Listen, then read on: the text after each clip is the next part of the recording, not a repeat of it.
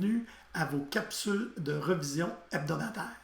Ces capsules de moins de 5 minutes vont couvrir le matériel important que vous avez vu dans le cadre de la semaine du cours de système de base de données.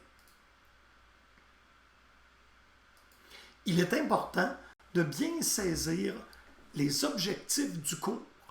Ces derniers sont basés sur l'objectif terminal qui est de faire un développement de serveurs REST dans une architecture web à l'aide du langage natif d'une base de données. Donc cet objectif-là, il est assez élaboré. Je l'ai divisé en 4 modules intermédiaires. Dans un premier temps, on va faire l'analyse des besoins de transfert. Qu'est-ce qui va se passer entre le navigateur et le serveur web relié à la base de données? Dans un deuxième temps, on va utiliser une approche de Test-Driven Development avec du PL/SQL pour coder des méthodes à l'aide d'une approche qui nous fait rédiger des tests en premier. Ensuite, on va rédiger un programme JavaScript qui va être un serveur et finalement, nous allons le déployer. Une image vaut 1000 mots. Alors, on est ici dans le développement de la programmation d'arrière-plan.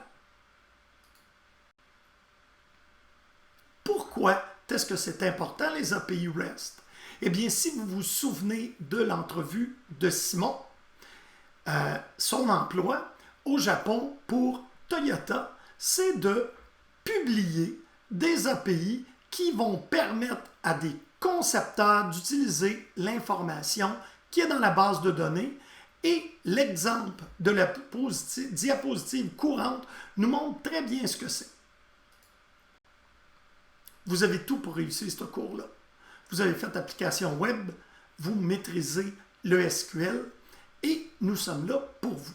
Mais la réussite du cours veut dire l'apprentissage. Et cet apprentissage-là, vous avez besoin de certains outils. Ces outils-là, nous les avons vus ensemble à la leçon 1. Plus spécifiquement, les cartes conceptuelles. Et là, je n'ai pas beaucoup d'exemples à vous donner parce qu'en fait, le plus bel exemple, nous l'avons fait en classe et il est présentement affiché à votre écran. Et ce sont les raisons pour lesquelles on utilise les cartes conceptuelles. Alors, bravo, j'ai été très impressionné que vous puissiez en créer une aussi rapidement et le résumé est à l'écran. En plus, qu'est-ce qu'on a d'autre comme outil pour réussir? Bien, rapidement, le deuxième outil dont on va se servir dans ce cours-là, c'est le journal d'apprentissage. Le journal d'apprentissage vous permet ce qu'on appelle la métacognition. C'est un mot compliqué qui veut dire qu'on pense à ce que l'on pense. Et lorsqu'on pense à ce qu'on pense, si on est en apprentissage, on se voit apprendre et par le fait même, on comprend où ça va mieux et on comprend où ça va moins bien. Donc, je vais vous poser des questions, vous allez rédiger dans le journal des apprentissages et ça va vous aider à apprendre et ça va aussi m'aider à vous évaluer dans le cadre des travaux que nous ferons dans le cours.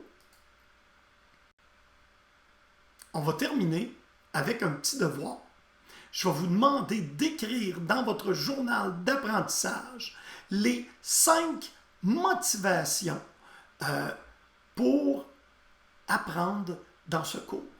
Alors, je vous remercie et vous dis à la prochaine capsule.